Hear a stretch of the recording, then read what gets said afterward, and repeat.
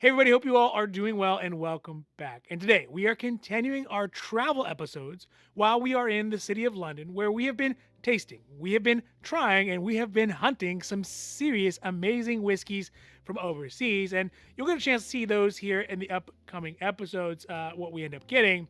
But this time around, we are super fortunate to have found a place in the beautiful city of London that, for a reasonable price, lets us do a full flight tasting of Pappy Van Winkle whiskey. So, started with the Old Rip Van Winkle 10, the Van Winkle Family Reserve 12, the Pappy 15, Pappy 20, and Pappy 23. And this was an amazing experience to get to try all of these basically unicorn whiskeys side by side, see how the family resemblance changed from one bottle to the next, and we also got a chance to pick out which one was our favorite. Now, before we get to the review, if you do like the hauls, if you like the wanders, if you like the reviews, the unbottlings, the unboxings, and all the other great stuff we got cooking up for you, and we got tons of great stuff cooking up for you, don't forget to like and subscribe because it really does help out the channel. It's great for your whiskey mojo, and you get notifications when our newest videos come out on Sundays and sometimes in between. All right, now, let's get down to the video. All right, so now that we are back in the good old US of A, let's do a real quick whiskey check to get this video started. So we get a glass, and today we're going to be drinking something that is pretty uniquely American, which is going to be, you know what, I'm going to dip into the Weller. It's kind of in the same family, as you'll see, and we got some of this open, so I think it'll be good. Of course, the downside to this is that there is not a pop. I'll give myself a little bit of a pour here. Give myself a little juice and to whiskey, because let's face it, you can never drink too much of it. You can only just drink it too fast. Cheers. Oh, there we go. For the first whiskey we start off in the line is the youngest of the bunch, which is the Rip Van Winkle 10. Now, I had never tried this version. In fact, the only one I'd ever tried up to this point was the Pappy 15. So the whole line at this point is going to be a very interesting experience and new for the wife and I. Now, the Pappy 10 obviously is aged 10 years. It has an ABV of 53.5%, and it's the wheated version of the Buffalo Trace whiskey that is likely to be a mash bill of 70% corn, 16% rye, and 14% malted barley. To further speculate wildly, I suppose, the mash bill for this one is similar or perhaps identical to the Weller Antique 107, although it is aged differently and it might be in different barrels and put in different places to change the flavor. The tasting notes that we got for this Rip Van Winkle 10 first mentioned that despite the relatively high ABV on it, there really isn't much alcohol burn. The body feels a bit thinner than we would have thought for a 10-year-old bourbon, and there is lots and lots of sweet caramel, a bit of char, and a medium length finish that is really quite nice. Additionally, although it is good, there is not a lot of complexity to the palate to it. But it does seem really to be the quintessential bourbon flavor model. It is right dead center in the target for what a typical bourbon should taste like. It is basically the best version of exactly what you would think a luxury bourbon should taste like. And in fact, both the wife and I, we really thought that it shared a lot of similarities on the palate with the Eagle Rare 10. Now, this next bottle is another of the Van Winkle family. I had really not had a chance to try up to this point because the only one I had was the 15, which is this Van Winkle Family Reserve 12. Now, this Van Winkle Family Reserve 12, I know, it is not a Pappy for all you whiskey pedantics out there. Okay, I got it.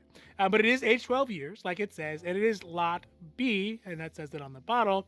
And it, too, is a wheated bourbon with potentially the same mash bill as the 10-year-old Rip Van Winkle, with the one difference from the 10-year-old being that the ABV is lower at 45.2%, which really kind of sort of makes sense after we tasted it, and it seems to have a lot of those rougher edges on the 10 smoothed out in the 12. So for us, tasting notes on this one, first is that it is noticeably smoother than the 10, despite having the same mash bill, at least allegedly, purportedly. And really, the difference of a couple points of ABV and the 2 extra years seems to make up all the difference in the world as far as mellowing out that palate. But other than that, being more subdued than the higher ABV 10, it doesn't really seem to stand out from its younger brother. Drinking them side by side, I think I really do prefer the 10 over the 12. But yes, it is good, of course, but it's not amazing. And in some cases, it is just those rough edges that the 10 has that kind of makes for an interesting personality within the whiskey. And the Van Winkle Family Reserve 12 just seems to be lacking that much personality, or even, dare I say, the ostentatiousness that we got from the 10 so far. So in the end, the Van Winkle 12, I think, is probably going to be our least favorite out of the bunch. So we'll put that at the bottom. And we thought that it kind of tasted most like the Weller 12 if we had to pick an analog from the Buffalo Trace family. All right, so number 3 on this tasting is where we actually start getting into a true blue Pappy Van Winkle, starting with this Pappy 15. Now, the Pappy 15 is often said to be the ideal combination of age, of mash bill, and of ABV within the Pappy line. And I think after having tasted it once again, I'm going to 100% agree. Now, before we get to that, let's talk a little bit about the specifics. Obviously, the Pappy 15 is aged 15 years, so it is the next in the chronological line. It is, again, the same mash bill as the 10 and the 12, which is a wheated bourbon out of Buffalo Trace, and potentially, I guess, maybe the Weller too. Cheers to Weller. But the unique difference is that it is 15 years old, and the ABV is put back up to 53.5%. That was on the original Old Rip Van Winkle 10 that we started out with. Now, the biggest difference as far as taste goes that we were able to find on the Pappy 15 from the previous two is basically the balance, where the Old Rip 10 was a little out of balance in the sense that the ABV and the sweetness was more in competition rather than in chorus with each other. And on the Van Winkle 12, it was a little too soft-spoken. It lacked kind of that fortitude of its younger brother. But this 15, like Goldilocks and her porridge, is just right. The family characteristics on the 15 of Pappy are there. So you have the caramel and the vanilla and the leather and the typical Pappy Van Winkle flavors in that 15, but they are all in perfect orbit, circling each other and counterbalancing each other in a way to allow for an amazing experience and for a longer duration that holds itself together nice and tight till the very, very end. So out of the 3, this Pappy 15 is for both the wife and I, was agreed to be our favorite out of the entirety of the bunch. And again, that seems to be the common consensus, but I can totally see why. And as far as an analog goes, well, we don't really have one. So I think the Pappy 15 is going to be most similar to Pappy 15. All right, so there's enough flattery on the Pappy 15. It's very much like Marsha thing to it. So next up is going to be now the older of the 2 siblings of the Pappies that we're able to taste.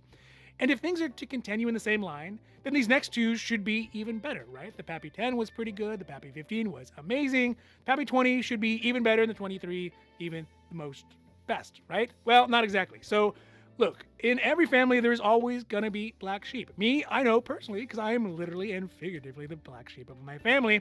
I think the Pappy 20 is kind of that curveball out of the Van Winkle family. It is outside the baseline. So let's get into the specifics first of the Pappy 20, and then we'll talk about why. So Pappy 20 is aged 20 years. It has the same mash bill as the rest of them, and the ABV on it is lowered back down to 45.2%, like the Van Winkle 12. And interestingly enough, I'm not really sure why they stagger the ABV with higher and then lower from one bottle to the next. I'd be curious if any of you Pappy lovers out there know the reason why.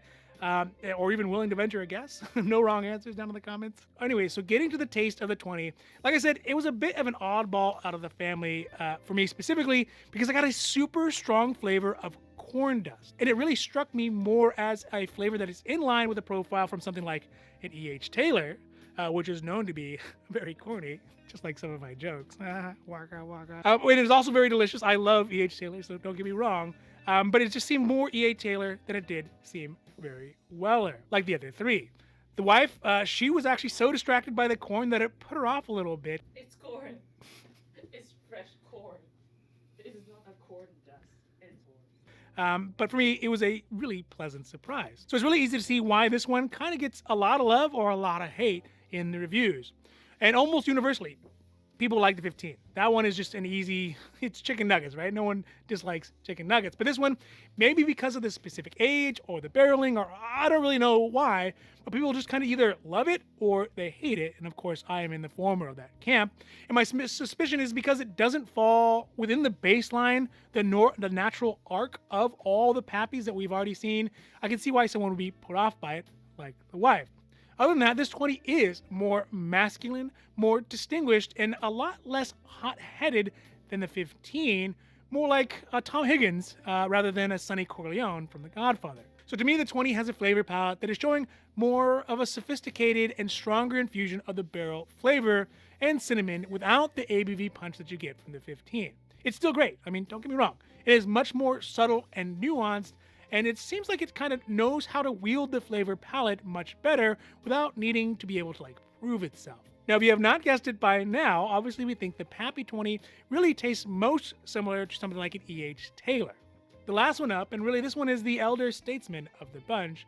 And it's interesting because scotches, they can get well into their 50 years old as far as aging and seem to hold everything together and to get better. But bourbon, I'm not sure if 23 years of aging is too far or not. But one thing is for sure is that things, they start to fade as you get past that 20-year mark, and especially in this 23. The Pappy 23 is the oldest rendition that we get to try in the line in this tasting, and obviously it is aged 23 years old, and it does have a unique ABV of 47.8%, which is different from any other Pappies that we have tried in the line. Now, the beauty of the Pappy 23 is the years of influence the bourbon and the outside air and the extra years have all had on it, bringing out the thickness, nuttiness, and extra wood-forward palate. And in the reviews I've seen some people saying that it's over-oaked. Now, I don't think that's the case, although oak is considerably more prominent in it. It really beguiles the age and the experience that the whiskey has had. It is sweeter than the other four. It almost has a mushroom fungousness to it, kind of like old books or like a well-worn leather chair.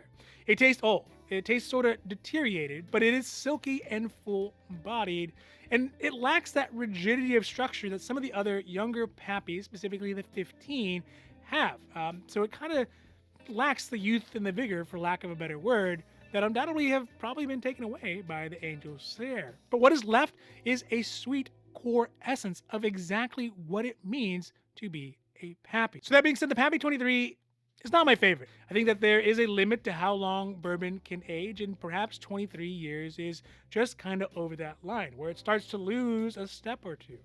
And yes, of course, it is nice to have those underlying attributes come out and be able to show, when not being overaged by the more dramatic flavors that tend to be in younger whiskey. But maybe it could also be that I'm just not there yet. I'm not there in sophistication. I'm not there in whiskey experience enough to value these underlying tones over the excitement of something like the 15. All right, so that's it for our tasting for today in the beautiful city of London, and I hope that you enjoyed it. And if you did, in fact, if you like the videos, if you like the wanders, if you like the hauls, the reviews, the unbottlings, the unboxings, and really all the great stuff we got cooking up for you, and we got tons of great stuff cooking up for you, don't forget to like and subscribe.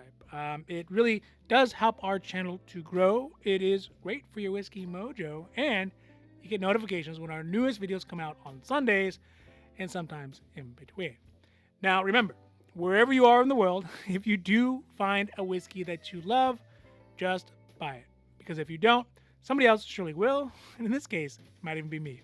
All right, everybody, I'm out. I hope you have a great rest of your week, and adios.